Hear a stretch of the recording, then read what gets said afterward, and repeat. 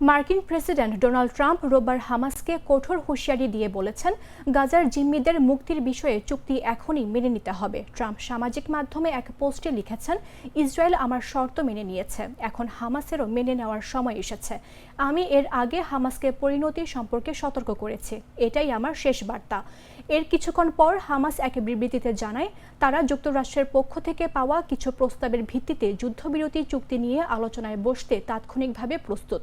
মার্কিন সংবাদ মাধ্যম এক্সিওস জানায়, গত সপ্তাহে হোয়াইট হাউসের বিশেষ দূত স্টিভ উইটকফ গাজায় যুদ্ধবিরতি ও জিম্মি মুক্তির একটি নতুন প্রস্তাব হামাসের কাছে পাঠিয়েছেন, যদিও হোয়াইট হাউস এই প্রস্তাবের বিস্তারিত প্রকাশ করেনি। রোববার রাতে সাংবাদিকদের সঙ্গে আলাপকালে ট্রাম্প বলেন, আমাদের কিছু খুব ভালো আলোচনা হয়েছে, ভালো কিছু ঘটতে পারে। আমি মনে করি খুব শিগগির গাজা নিয়ে একটি চুক্তি হতে যাচ্ছে।